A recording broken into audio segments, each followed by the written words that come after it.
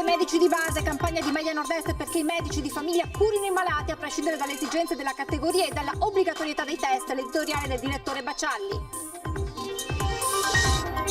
E proprio la linea dell'obbligatorietà sancita dall'accordo nazionale fa scoppiare lo scontro con la regione. Non è lesa maestà, dice Zaia, non chiediamo di fare operazioni a cuore aperto. La FIMG di Treviso va allo scontro, non faremo i test.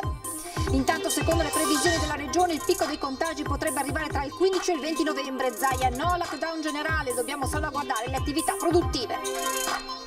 Don Daniele Micheli, parroco di Casale sul Sile, positivo al virus, altri 3 sacerdoti in isolamento, messe sospese, attivato il tracciamento per i contatti più stretti. Tragedia stamane a Spresiano dove un 86enne è morto questa mattina investito sulle strisce pedonali, a travolgerlo con il suo SUV una 53enne di paese. Violenta rapina a Castelfranco, 3 giovani hanno aggredito con calcio e pugni 2 operai per rubare zaino e giubbotto, 3 giovani in manette. Golena del Piave, 2 anni dopo la tempesta Vaia e l'esondazione del fiume, un ricordo incancellabile in chi nelle zone colpine te continua ad abitare.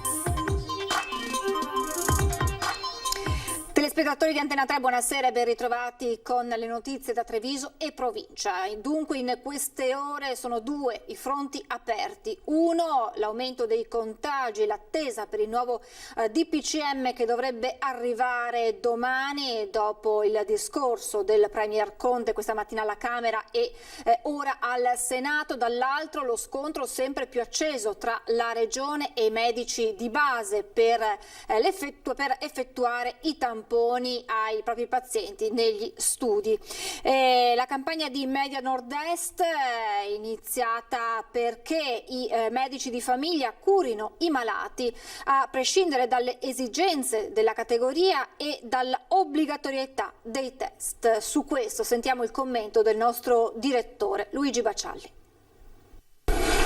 Buonasera, noi siamo sempre stati dalla parte dei medici, lo saremo sempre perché apprezziamo il loro sprezzo del pericolo, le loro capacità, l'abnegazione con cui sono dediti al loro lavoro. I medici ospedalieri, anche i medici di base hanno visto tanti colleghi morire a causa del coronavirus e non per questo hanno desistito. Poi c'è una parte di medici, e parliamo soprattutto dei medici famiglia, che hanno opposto una strenua resistenza a chi chiedeva loro di tamponare i loro pazienti. Tant'è vero che il Presidente Zaia ha dovuto chiedere l'obbligatorietà, che poi è stata decisa finalmente con un accordo tra governo e medici di base, però sempre con il pagamento di 18 euro forfettari, insomma accettando delle richieste, delle rivendicazioni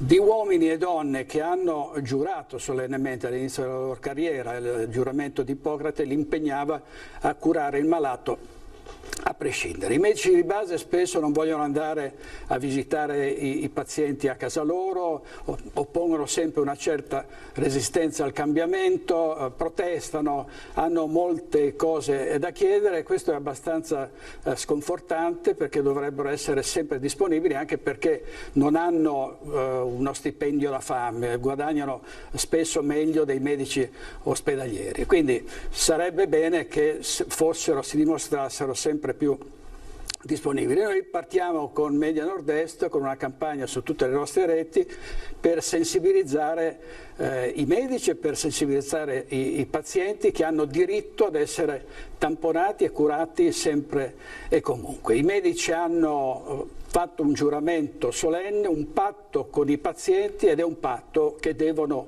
onorare in tutto e per tutto. E il fronte tra regione e proprio i medici di base si è riacceso dopo lo strappo della FIMG che nel pomeriggio ha annunciato di non voler ottemperare all'ordinanza regionale, e in mattinata era stato lo stesso Zaia a rivolgersi proprio ai medici di famiglia. Mediamente a fare un tampone ci si mette 4 minuti. Adesso non vorrei aprire una polemica anche su questo, ma inviterò Rigoli e vi farà vedere quanti minuti ci mette a fare un tampone. Cioè non è che è un'operazione a cuore aperto. C'è qualche medico che mi ha scritto: io come farò a fare i tamponi perché ho già tanto da fare. Cioè, scusate, a parte il fatto che c'è un accordo sul contratto nazionale, dopodiché vi ricordo che come sono remunerati poi uno si organizza. Così a mezzogiorno il governatore Zaia da Marghera commentava le prime proteste dei medici di base di fronte all'ordinanza di sabato, quella che ha reso obbligatoria la somministrazione di test rapidi sulla base di uno specifico accordo nazionale tra sindacati e ministero, poi ratificata venerdì a livello regionale. Sinceramente non è che qua possiamo andare avanti con la pelle delicata. Nessuno ha offeso i medici di base e voi ne siete testimoni. Se dopo è lesa maestà anche dire che il contratto prevede l'obbligo di fare tamponi, qualcuno mi venga a dire qui che il contratto non prevede l'obbligo. Il contratto prevede l'obbligo e prevede anche un ristoro economico di 18 euro. Zaia si era spinto anche ad annunciare controlli. Ogni settimana, siccome è tutto informatizzato, vi dirò quanti sono i medici che hanno fatto 0 tamponi, quanti ne hanno fatti insomma per categorie, in modo tale che poi ognuno fa le sue valutazioni. Guardate, stiamo parlando di un servizio di sanità pubblica ed è un servizio pubblico. Di tono arrogante del governo regionale parla nel pomeriggio la FIMG di Treviso, che comunica la volontà di non aderire all'ordinanza regionale, una questione di sicurezza degli ambulatori per la FIMG di Marca, che spara ad alzo zero contro Venezia, accusata di non aver rafforzato gli organici dei servizi di igiene e sanità pubblica. Uno scontro non ininfluente, quello in atto, che incide sullo screening della pandemia, il cui picco è atteso fra poco più di 2 settimane. Verosimilmente che potremmo pensare a un picco intorno a metà 15-20 di novembre. Speriamo sia così. Stiamo andando avanti sia col modello previsionale ma anche ovviamente sotto l'aspetto clinico. Previsione che è anche una speranza nelle ore in cui è in corso un serrato confronto tra regioni e governo, con il premier Conte che ha annunciato alla Camera il coprifuoco in tarda serata senza specificare l'orario, lo stop ai centri commerciali nel weekend, la didattica a distanza al 100% nelle scuole superiori, 50% del carico sui mezzi pubblici, ma in attesa di capire la linea dell'esecutivo Zaia fissa dei punti. In questo momento diciamo che non intravediamo assolutamente soluzioni con lockdown stile marzo, non ci sono i presupposti. Da parte nostra siamo assolutamente pronti a dar corso ad eventuali restrizioni, ma non sicuramente sul fronte delle attività produttive. Non sicuramente sul fronte delle attività produttive. Il dibattito sui medici di base riguarda anche l'accordo economico raggiunto con lo Stato, un dibattito al quale i trevigiani non si sottraggono. Lo ritengo non sbagliato di più, perché sono lì, devono fare il loro mestiere, non è che debbano fare chissà cosa. 18 euro a tampone se eseguito in ambulatorio, 12 se in altra sede, pagati dallo Stato ai medici. I numeri nudi e crudi dell'accordo dicono questo. E poi ci sono le considerazioni. Al di là della tensione in atto sull'obbligo o meno e sulla gestione logistica, la polemica invade il campo della retribuzione ulteriore. Giusto che un medico di base venga pagato per eseguire il tampone o dovrebbe rientrare nelle sue mansioni già remunerate, dato uno stipendio medio annuale che può anche superare ampiamente i 120.000 euro? Lo trovo sbagliato. Non si devono far pagare neanche dallo Stato, se questo è il mio punto di vista. Dopo gli altri non lo so come la pensano, io la penso così. È meglio, guardi, che non mi toccano perché ho il dente avvelenato. Secondo me non va bene, mi sembra che sia un costo un po', forse per invogliarli a farli, ecco. È uno stimolo perché li facciano, altrimenti non li farebbero. C'è chi d'altra parte sottolinea un diverso aspetto. Potrebbe essere giusta perché è un lavoro in più che fanno, quindi c'è un rischio maggiore. Sono già carichi di tantissime altre cose e dare ulteriormente del lavoro in più ancora, e in questo periodo tra l'altro anche un po' impegnativo per tutti, credo sia giusto. E chi invece puntualizza. Sono in orario di servizio, quindi siamo loro, come dire, pazienti, perciò svolgono il loro lavoro e basta. Diverse opinioni, una sola certezza. Sono sempre stati pagati, qualcuno deve pur pagare. E proprio su questo verte il sondaggio che vi presentiamo questa sera. Il quesito al quale vi chiediamo di rispondere è: tamponi, i medici di base si rifiutano, giusto? Se la vostra risposta è sì, il numero da comporre è quello in verde, 0422 1626 691. Se la risposta invece è no, il numero da fare è lo 0422 1626 690. La chiamata è gratuita, è sufficiente uno squillo perché la vostra risposta venga automaticamente registrata. L'esito questa sera nel corso di Ring in diretta dalle 21:15. Adesso uno sguardo al report di Azienda Zero per quanto riguarda i nuovi casi positivi nella nostra regione nelle ultime ore. 830 i nuovi positivi rispetto al bollettino della mattinata in Veneto. Complessivamente nelle ultime 24 ore si registrano 1722 nuovi positivi. Per quanto riguarda la Marca Trevigiana sono 137 nelle ultime ore le persone risultate positive al tampone. Complessivamente nelle 24 ore 338 nella Marca Trevigiana, ma si deve registrare anche purtroppo si devono registrare 22 decessi in più in Veneto nelle ultime 24 ore. Aveva febbre e tosse da qualche giorno Don Daniele Micheli, parroco di Casale sul Sile, è risultato positivo al Covid. Sospese tutte le messe e chiesa sanificata. Il sacerdote è in quarantena, così come altri 3 preti, Don Pascal, Don Fabio e Don Riccardo, che vivono in canoniche e che sono stati sottoposti a loro volta al tampone, risultato per fortuna negativo. Dovranno effettuare nuovamente il test nei prossimi giorni. Intanto tutte le celebrazioni sono state sospese, ha spiegato il sindaco Stefano Giuliato, così come tutte le messe nelle 4 parrocchie. Una notizia che ha fatto subito il giro del paese e che ha messo in allarme i cittadini. In molti hanno telefonato proprio al sindaco per chiedere notizie sulla salute di Don Daniele e per sapere informazioni su possibili contagi. L'ULS 2 intanto si è già attivata per avvertire tutte le persone che sono state a stretto contatto con il parroco.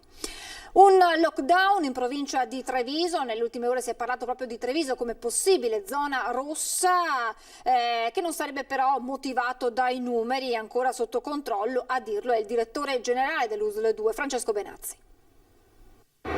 Quelle tende sono montate là per fare un pre-triage dovesse servire, perché non vogliamo farci trovare come le vergini stolte della parabola senza l'olio nel lume. Le tende della protezione civile all'ingresso degli ospedali, questo il San Camillo a Treviso e un'altra allestita a Montebelluna, non devono allarmare, rassicura il direttore dell'ULS 2 Francesco Benazzi.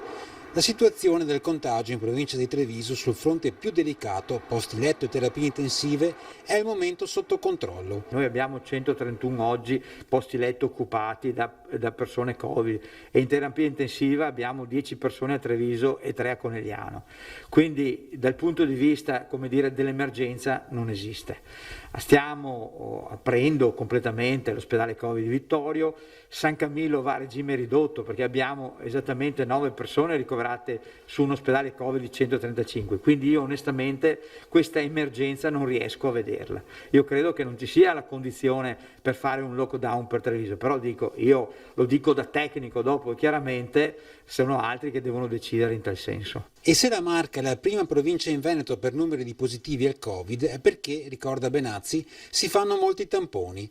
Oltre 130.000 dall'inizio dell'emergenza, con una media arrivata ormai a 5.000 test al giorno. Tra i contagiati il 95% non ha sintomi e nelle case di riposo su 5.605 ospiti i positivi sono 105, meno del 2%. Casi questi ultimi circoscritti a soli 2 centri, Treviso e Crocetta del Montello. Rispetto a marzo decisamente stiamo andando meglio. È chiaro che ovviamente facendo tanti tamponi le positività si trovano ed è difficile andare a invertire questa tendenza. La potremmo fare facendo meno tamponi come fanno altre realtà, però io credo che sia fondamentale tracciare e trovare i positivi per poi isolarli e tenerli a casa. E sulla stessa linea del direttore Benazzi anche il prefetto di Treviso e il sindaco Conte. Io non ho nessuna notizia in particolare da questo punto di vista, né ho motivo in questo momento di pensare a una soluzione per Treviso che sia più grave rispetto ad altre città, proprio perché non ho elementi, a parte i dati che tutti conosciamo sui positivi, neanche in questo momento di una particolare sofferenza delle strutture ospedaliere. Al momento dunque la situazione a Treviso, nonostante i numeri continuino a crescere, facendo della Marca la provincia più colpita del Veneto, sembra essere sotto controllo, soprattutto guardando al carico degli ospedali, dove la pressione sia in area non critica sia nelle terapie intensive è ancora lontana dai livelli di crash, sottolinea anche il sindaco Mario Conte. In realtà Treviso sta facendo un numero davvero importante di tamponi, quindi conseguentemente il numero di positivi è molto alto. C'è da dire che la situazione all'interno degli ospedali è sotto controllo, ovviamente non bisogna abbassare la guardia perché i numeri sono in crescita. Nel nuovo decreto del governo invece potrebbe essere introdotto un coprifuoco a livello nazionale a garantire il rispetto, come sempre, le forze dell'ordine già impegnate in queste settimane sul controllo delle misure anticontagio. Nel senso di responsabilità da parte della stragrande maggioranza dei cittadini ci consentirà di venirne fuori senza dover fare nessuna militarizzazione del territorio. E il prefetto rivolge un appello particolare ai più giovani. Che sono quelli che forse meno si rendono conto della gravità del momento, però ecco, è una chiamata alla responsabilità per tutti. Prima meglio facciamo, prima ne usciamo.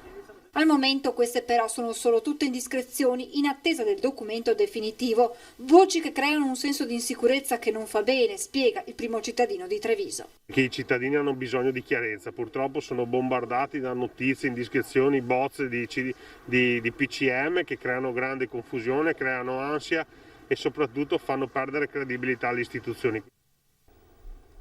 Sembra invece certo un coprifuoco, anche se non è stata ancora definita l'ora in cui scatterà, e su questo i trevigiani si trovano divisi. Contrario, perché la gente comunque vedo che gira lo stesso adesso, con le mascherine qua da noi, poi l'unico problema sarà se sbloccano le macchine che non puoi cambiare regione. Io dovevo andare in Toscana e mi sa che non ci vado. Penso che sia giusto per la situazione in cui viviamo, per evitare affollamenti e per cercare di ridurre questa pandemia. È una cosa sbagliata, perché fino al 18 c'è il virus e dopo il 18 non c'è. Comunque il tempo, abbiamo perso tanto tempo, no? C'è stata qualche mancavolezza, quindi il semplice fatto che quando c'era da coprirsi non ci coprivamo e adesso ne paghiamo le conseguenze. Visto le condizioni, soprattutto dei nostri ospedali, penso che sia il minimo che possiamo aderire e fare. È un tentativo, vediamo come va. Può servire? Può servire, sì, può servire per ridurre certi assembramenti serali o notturni. Sicuramente se è valido purtroppo lo dobbiamo fare, almeno che ci sia poi un programma serio che ci possa quantomeno accompagnare più serenamente fuori da questa crisi. Se sulla misura di un coprifuoco alle 21 i trevigiani si dividono tra favorevoli e contrari, i più anziani invece bocciano su tutta la linea l'ipotesi di una limitazione degli spostamenti per gli over 70. Ne ho 75 e le dico che è una gran cretinata. Se uno sta bene, se ha 100 patologie è normale che muora di Covid o di altre malattie. Siamo quelli, no? Che praticamente siamo i più prudenti, perché abbiamo nipoti e non vogliamo portare il male in casa. Quindi noi siamo quelli che diamo l'esempio agli altri. Mi va fuori stesso, chi fa quello che vuole, chi va fuori, tanto vuole stesso mio. Siamo vivi ancora altro poco di tempo, siamo liberi. Adesso ci fermiamo per qualche istante di pubblicità, tra poco. Rieccoci in diretta con la cronaca. Andiamo a Spresiano con un incidente mortale accaduto questa mattina, vittima un anziano travolto sulle strisce pedonali. Travolto e ucciso sulle strisce pedonali lungo la Pontebana all'altezza del campo sportivo di Spresiano. L'incidente intorno alle 10 del mattino, a perdere la vita un pensionato del posto, Giuseppe Brisotto, 86 anni, padre di 4 figli. Abitava poco distante e a piedi stava dirigendosi verso il centro di Spresiano, probabilmente per comprare, come faceva d'abitudine, il pane e il giornale. Ha potuto compiere solo pochi passi sull'attraversamento pedonale, uno di quelli meglio segnalati sulla statale, forse proprio perché qui, all'uscita da una semicurva, gli incidenti si ripetono. A investirlo il SUV condotto da una 57enne di paese. Sull'asfalto tracce di frenata solamente dopo l'impatto, segno che l'automobilista non si era accorta dell'anziano. Questa signora è passata in bicicletta pochi istanti dopo. Per poco che vado addosso con la bicicletta. Mi vado addosso con la bicicletta direttamente, guarda. Una roba impressionante, l'ho visto là per terra. Bisogna sempre stare attenti e guardare bene che si fermino. E dopo si può passare, non passare e pensare che la macchina si fermi. Anche se ci sono le strisce? Sì, io poi scendo dalla bici quando attraverso, in effetti, casomai mollo la bici e prendo la bici, però questa volta non hanno preso la bici. La conducente, che sarà ora indagata per omicidio stradale, è stata portata in ospedale sotto shock. Andava o forse proveniva dal cimitero in questa giornata dedicata ai defunti, come lasciano pensare i fiori in bagagliaio. È stata la figlia dell'anziano a effettuare invece il riconoscimento della vittima. Profonda l'impressione e la commozione per la morte di Brisotto, a lungo dipendente dell'azienda Frate, quindi molto attivo nel volontariato, dal coro El Scarpon del Piave, che aveva contribuito a fondare, fino agli scout. Violenta rapina a Castelfranco, 2 operai aggrediti con calci e pugni.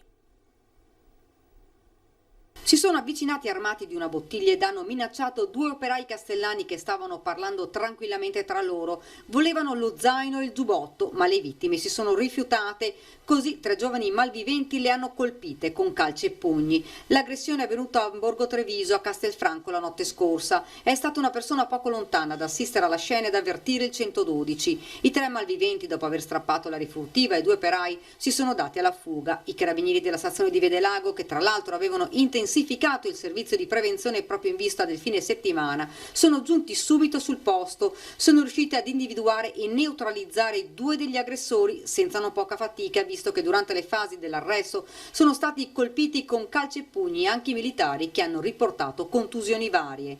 Qualche ora dopo, in centro a Castelfranco Veneto, è stato rintracciato anche il terzo rapinatore che si era dato alla fuga. Si tratta di un 19enne conosciuto alla giustizia e di 2 diciottenni, uno dei quali già aggravato da pregiudizi penali. I 3 arrestati in flagranza di reato devono rispondere di rapina aggravata, lesioni personali e resistenza pubblico ufficiale. Ora si trovano nel carcere trevigiano a disposizione della magistratura. Le 2 vittime, i 2 ventenni operai, sono stati invece medicati in ospedale a seguito delle varie contusioni giudicate guaribili in 10 e 8 giorni.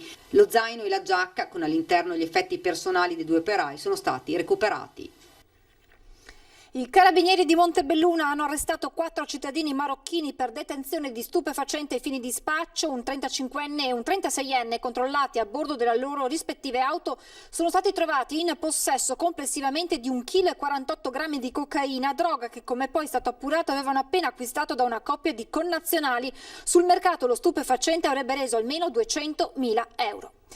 Cambiamo argomento, andiamo a Negrisia, sulla golena del Piave, 2 anni dopo la tempesta Vaia e l'esondazione del fiume, un ricordo incancellabile in chi nelle zone colpite continua a vivere. Mi sono su qua su una baracca e sono io stata qua, sono ancora qua. O dai mi porta via quando mi porta i 4. Il signor Pompilio, 87 anni, abita nella golena del Piave a Negrisia, uno degli ultimi gravaioli, quelli che sulle grave ci sono nati e non le hanno mai lasciate, malgrado le esondazioni del fiume. Lui e la moglie Silvana se ne sono andati solamente per 8 giorni 2 anni fa, quando l'acqua ha sfiorato i 2 metri e quando il Piave ha ricordato a tutti ancora una volta che qui in queste terre è lui a comandare. Paura l'hai sempre. Quando che sente che cresce il Piave.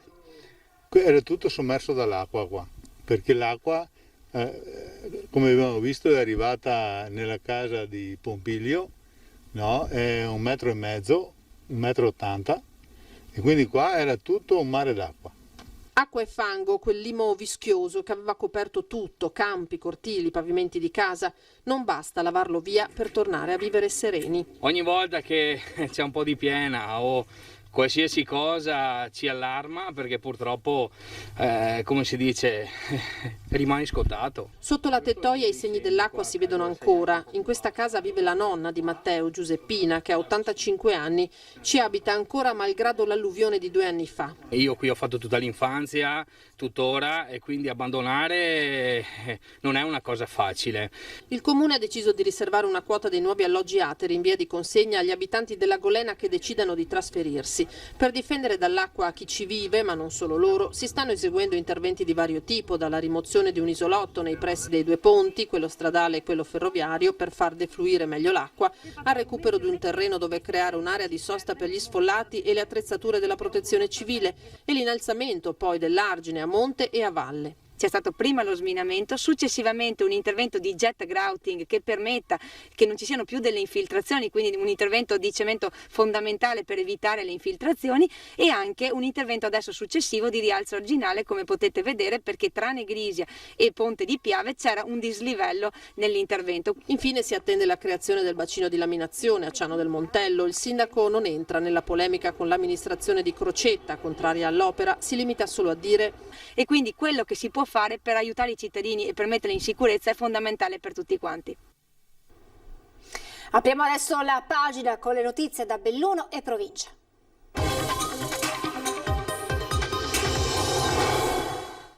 E iniziamo con il consueto aggiornamento sui dati dei positivi da Covid in provincia di Belluno.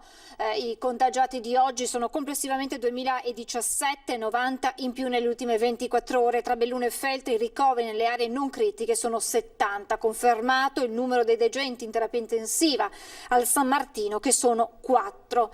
E intanto alle 18:30, mezz'ora dopo il coprifuoco in Piazza dei Martiri a Belluno, possiamo vedere anche le immagini, è iniziata la manifestazione dei commercianti, pacifica e con distanziamento ma non silente. In piazza baristi e titolari di ristoranti, pizzerie e palestre per ribadire il loro no alle misure anti-Covid imposte dal DPCM del 24 ottobre scorso, che stanno paralizzando l'economia. La protesta si sta svolgendo in modo ordinato sotto lo sguardo vigile delle forze dell'ordine, chiamate a prevedere dispositivi di controllo per prevenire disordini che fortunatamente non ci sono stati. E da 5 giorni è in isolamento perché positivo al Covid. Il sindaco di Agordo, Roberto Chissalè, ci racconta la sua esperienza e rinnova l'appello alla cautela rivolto a tutti i suoi concittadini. In 5 giorni che sono in sorveglianza attiva, fermo a casa per positività.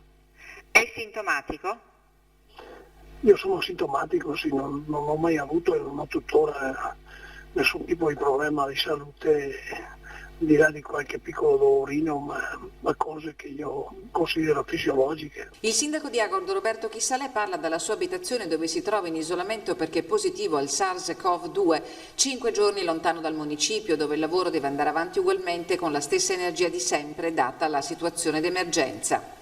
È veramente spiacevole dover rimanere a casa con il lavoro che dobbiamo svolgere, soprattutto perché comunque questa qua è una pandemia, un'emergenza che dobbiamo tutti assieme combattere. Ad Agordo complessivamente la situazione del contagio è sotto controllo. La situazione nel suo comune attualmente qual è? La situazione nel mio comune non è male.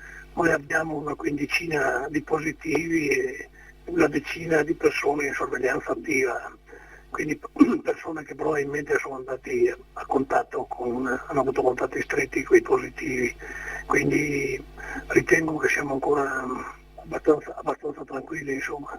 Il sindaco parla ai suoi concittadini a cui rivolge un invito accorato. Lo sto sostenendo già la scorsa primavera, l'ho ribadito anche l'altro giorno quando ho dato comunicazione della mia positività, che non dobbiamo assolutamente abbassare la guardia, anzi il nemico è un nemico invisibile, subdolo, e quando meno te lo aspetti ti colpisce. E quindi io invito veramente, sia quando si è in presenza di altre persone, ma a questo punto qua io dico anche negli ambienti familiari, è importante rispettare le regole che ci hanno dato. E anche nel bellunese si discute sulla possibilità di fare i tamponi negli studi dei medici di base. Non è contemplata la possibilità di esimersi dall'obbligo di eseguire i test rapidi. Tutti i medici di base del Veneto devono attenersi all'ordinanza che il presidente Zaia ha firmato sabato per evitare che l'attività di indagine epidemiologica con il tracciamento dei contatti, l'accertamento diagnostico per l'identificazione rapida dei focolai, l'isolamento dei casi e l'applicazione delle misure di quarantena gravino esclusivamente sui dipartimenti di sanità pubblica. Se andiamo in ambulatorio ci fa il medico di base, tampone. È più pratico? Più pratico, più semplice per noi, per me intanto. Se occorre farlo è più immediato perché fanno delle ore di fila ai drive-in e quindi va bene così, insomma. Non sono in grado di giudicare di dare un giudizio di tipo tecnico, ma penso che un medico possa farlo. Secondo me dovrebbe essere esteso anche a farmacie e a tutti gli enti che possono velocizzare questo controllo sicuramente. L'ordinanza regionale ha recepito l'accordo nazionale fra il Ministero della Salute e i medici di base approvato dalla Conferenza Stato-Regioni. Prima di sottoscriverlo i medici hanno chiesto una contropartita così definita: 18 euro se il test antigenico viene eseguito in ambulatorio, 12 euro se in spazi concordati con i comuni e i distretti sanitari o al domicilio del paziente, che in ogni caso riceverà la prestazione a titolo gratuito. La cifra stanziata dallo Stato verrà corrisposta direttamente dalla Regione al medico di base e a tale proposito il Presidente Zaia ha avvertito: chi si rifiuta di eseguire il test sarà sottoposto a sanzione e si potrebbe arrivare alla revoca della convenzione con il sistema sanitario regionale. Nel Bellunese, data la vastità del territorio, ci vorrà qualche giorno però per organizzare il tutto. L'accordo prevede la distribuzione ai medici dei dispositivi di protezione individuale, oltre che dei kit per i test rapidi. Ha avuto bisogno in questo periodo del medico di base? Sì. È stato disponibile? Sì, certo. Ha sempre trovato disponibilità? Sì, è brava, insomma, per quello sì. È presa un po' con le bombe anche lei, perché con i vaccini e tutte quelle cose, però insomma sì. Purtroppo adesso gira così, appuntamenti per tutto. Prima di salutarvi vi ricordo l'appuntamento questa sera alle 21:15 in diretta con Ring, ospiti Domenico Crisarà, segretario FIMG Veneto, e poi Alessandro Luigi Bisato del Partito Democratico, Umberto Tronchin, Auser Treviso, Filippo Lazzarin della Lega, l'onorevole Roberto Caon di Forza Italia ed Erika Baldin del Movimento 5 Stelle. Appuntamento alle 21:15 su Antenna 3 con Ring. È tutto, vi lascio le previsioni del tempo, grazie per essere stati con noi, buona serata.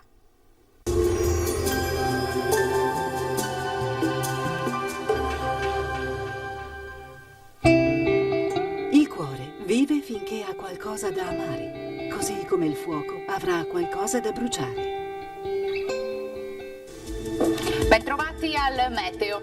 Anticiclone e nebbia, un connubio caratteristico del periodo freddo, e nei prossimi giorni il nord-est ne sarà ancora interessato. Il dettaglio di martedì 3 novembre. Sul Veneto giornata tendenzialmente grigia, sulla pianura il cielo risulterà molto nuvoloso o coperto.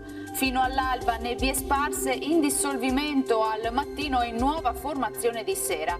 Sui settori montuosi invece non si escludono maggiori spazi soleggiati. Temperature minime fino a 12 gradi, valori massimi compresi invece tra i 15 e i 17 gradi all'incirca. Ci spostiamo ora sul Friuli Venezia Giulia, anche qui nubi basse in dissolvimento solo localmente nel corso del pomeriggio, in montagna maggiori schiarite. Temperature minime tra 10 e 13 gradi, massime sui 15-16 gradi. Situazione un po' diversa invece sul Trentino Alto Adige. Qui avremo un ampio soleggiamento dappertutto, salvo per locali addensamenti, ma del tutto innocui. Temperature minime sui 6 gradi, massime invece sui 18 all'incirca. Dal meteo per ora è tutto, io vi auguro un buon proseguimento in compagnia di Antenna 3. Arrivederci.